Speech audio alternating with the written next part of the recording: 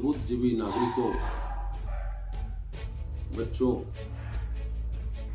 एवं माताओं, बहनों से, बेटियों से मैं ये अपील करना चाहूँगा कि ये चुनाव रोडवंश समाज में असल में तो होने ही नहीं चाहिए। बड़े ही मजबूरी में ये चुनाव कराने पड़ रहे हैं। हमारे सामने हमारे ही बच्चों की युवा टीम है। इस टीम के प्रमुख अध्यक्ष पद का चुनाव लड़ रहे हमारे पुत्र समान बेटे को लगभग 35-40 आदमियों की एक पंचायत के अंदर बड़ा ही निवेदन किया गया कि आप की उम्र, आपका अनुभव अध्यक्ष पद के गरिमा के अनुकूल नहीं है। आप अन्य कोई भी पद ले सकते हैं। यदि आपके परिवार का ये मन है कि हमें अध्यक्षी की पद पर आना है, तो आप अपने पिताजी को, अपने चाचा जी को, ताया जी को, किसी भी बड़े आदमी को आप अध्यक्ष बना सकते हैं। यदि उनकी किसी कारणवश वो नहीं आना, वे बुजुर्ग लोग नहीं आना चाहते, तो आप सचिव बन जाइए और आप इस शहर में कोई भी 50+ व्यक्ति को जो कि अध्यक्ष की गरिमा के अनुकूल हो, उसको आप अपना अध्यक्ष बना लीजिए और अपनी टीम पूरी बना लीजिए। ये सब बातें उस पंचायत के अंदर हुई। इन्होंने ये कह दिया कि हमने तो ये जो अध्यक्ष पद हेतु एक किला गाड़ दिया, मैं तो इसको पुनः वापस नहीं लूंगा, मैं तो मेरा ये किला कायम रखूंगा। फिर उस पंचायत ने बैठ करके ये निर्धारित ये आगामी रूपरेखा बनाई। हम लोगों ने ये प्रयास किया कि हमारे सर्वमाननीय श्री चिमनलाल जी सेतिया जी को हम लोग अध्यक्ष पद का प्रत्याशी बनाए। चिमनलाल जी ने अपनी उम्र का हवाला देते हुए ये प्रत्याशी बनने से इनकार कर दिया और उसमें हमारा जो मैं और जो मेरे साथी हैं उन्होंने नाम का अनुमोदन कर दिया।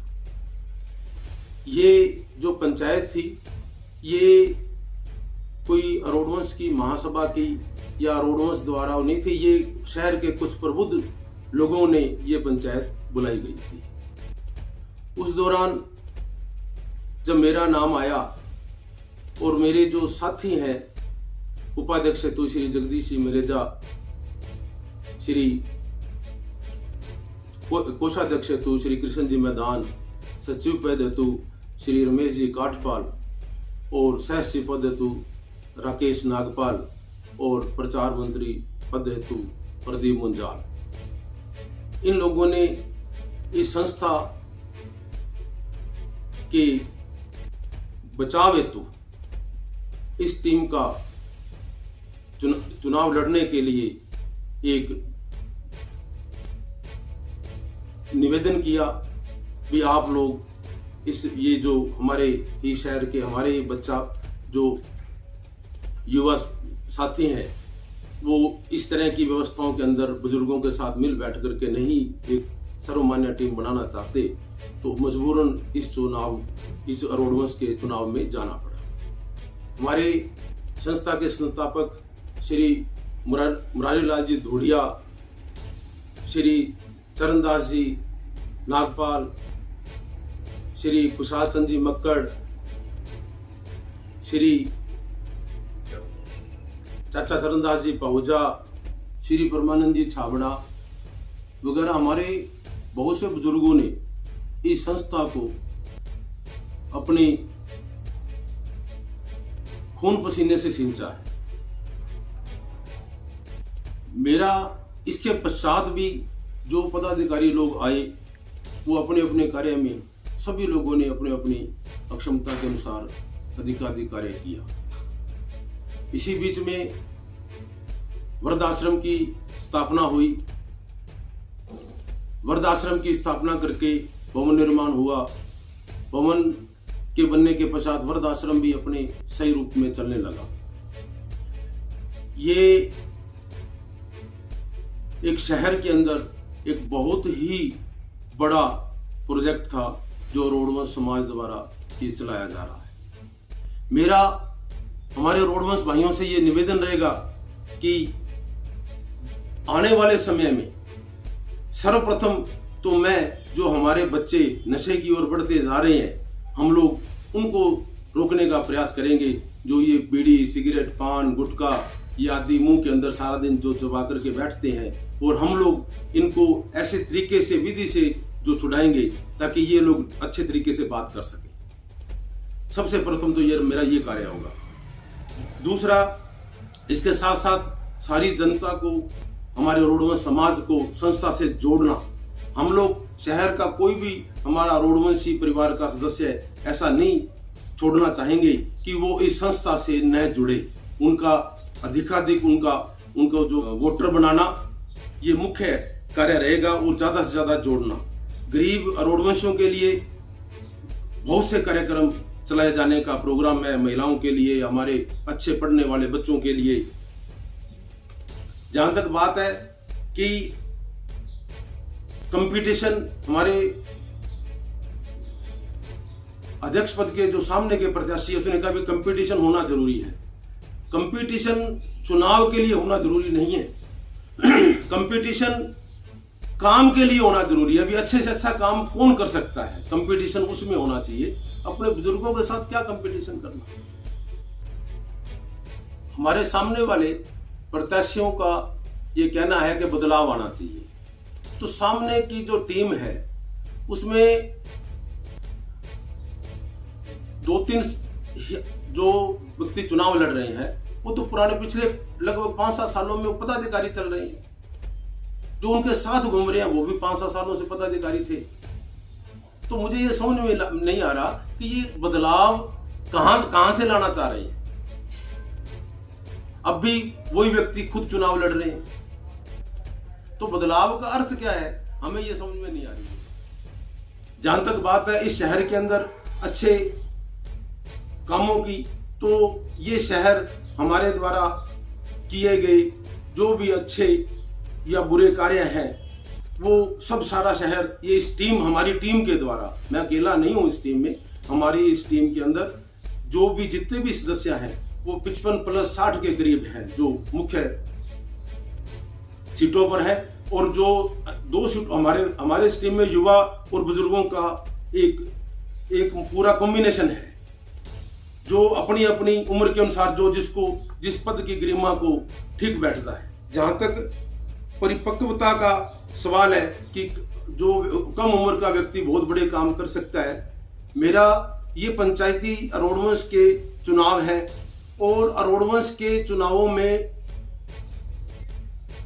हमारे आजकल के बच्चे, मैं ये नहीं कहता भी बहुत से बच्चे परिपक्व हैं, परिपक्वता भी अपनी वैल्यू रखती है, पर अनुभव की जगह परिपक्वता नहीं ले सकती।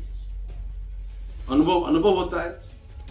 इसीलिए मैं मेरे समाज के सभी रोडवंशी बंधुओं से मैं ये निवेदन करूंगा कि आप अपना मत व समर्थन हमारे इस बुजुर्गों व युवा टीम के जो संयुक्त रूप से कार्य करने के लिए आगे की ओर बढ़ रही है उसको ज्यादा से ज्यादा अपना योगदान दें। ये हमारे रोडवंशी भाइयों की अपनी सोच है कि वो एक युवा और बुजुर्गों के कॉम्बिनेशन वाले पैनल को आगे लाना चाहते हैं। अनुभव भी है और जोश भी है हमारे इस पैनल में।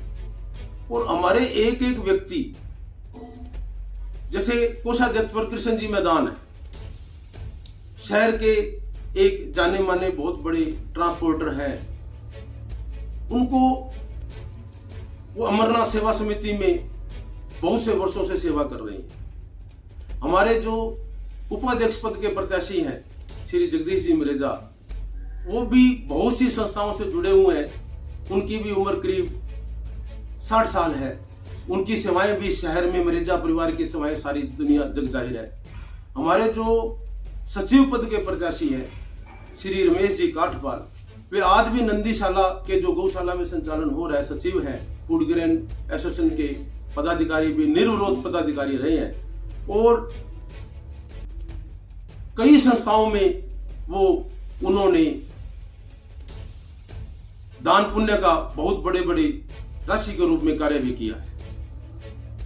हमारे जो सह सचिव के पद के प्रत्याशी हैं राकेश नागपाल जी, वो हमारी युवा टीम के साथ मिलकर दाह संस्कार आदि जो कार्य किए जाते हैं, वो हर महीने हरिद्वार जाकर हमारे जो दाह संस्कार जिन लावारिस हमारे जीवों का किया करोड़ों समाज द्वारा किया जाता है, उनका वो सारा संस्कार हरिद्वार में जाकर पूर्ण करके आते हैं। कोरोना के अंदर इसी टीम ने, इस सबसे ज्यादा रोडवंश की युवा टीम ने जो है ये दाह संस्कार करवाए और ऐसे ऐसे लोगों के जिनके खुद के बच्चे दाह संस्कार बच्चों ने नहीं किया और इस टीम द्वारा, हमारी इस युवा टीम द्वारा ये दाह संस्कार किए गए। ये सारा जग जाहिर है। ये इसी प्रकार पुराने जितने भी जो लोग पदाधिकारी रहे हैं, अपने अपने समय अनुसार सबने युवाओं ने बहुत अच्छे अच्छे कार्य किए हैं। आज वृद्धाश्रम के अंदर भी लगभग 20-25 के करीब बुजुर्ग रहते हैं। यहाँ पर पिछले गत दिनों जो टीम आई, उस टीम ने अभी जो जिनका कार्यकाल समाप्त होने वाला है, एक बहुत ही नया प्रोजेक्ट जोड़ दिया मेडिकल इंस्ट्रूमेंट का। मेडिकल इंस्ट्रूमेंट ये मानगढ़ में अपने आप में टाउन जंक्शन के अंदर एक बहुत बड़ी एक सेवा कार्य इसमें और जुड़ गया। इस शहर के अंदर कोई भी गरीब आदमी जिसको व्हील चेयर चाहिए, जिसको बेड चाहिए, जिसको चलने हेतु खूंटी भी चाहिए या वॉकर चाहिए, तो यहाँ निःशुल्क उपलब्ध होता है। और जब उसकी वो अपना उसका काम वो ठीक हो जाता है, वो मरीज मान लो उसका बेड फ्री हो गया, वो वापस भी दे जाता है। इस तरह से ये एक सेवा कार्य शुरू हो गया। ये एक अपने आप में एक मेडिकल जगत में एक बहुत बड़ा सेवा कार्य की प्रारंभ हुई। अब रोडवंशियों से पुनः अपील करूंगा कि हमें अधिकाधिक समर्थन देकर के इस संयुक्त टीम युवा और बुजुर्गों की संयुक्त टीम को आगे जिता करके लावें। जहां तक बुराई की बात है, तो इस मानव रूपी इस देह के अंदर जो है कोई ना कोई हर आदमी में किसी में किसी तरह से कमी होती है। जैसे कि संत कबीर साहब जी ने कहा है, बुरा जो देखन मैं चला, बुरा ना मिलिया कोई, जो दिल खोजा आपना बुझसे बुरा ना को। सभी का पुनः मैं बहुत बहुत धन्यवाद करना चाहूंगा। हमें अपार जो जनता समर्थन दे रही है और जो युवा बुजुर्ग हमारे भाई बंधु सब लोग जो हमारे साथ चल रहे हैं, उनका मैं पुनः धन्यवाद।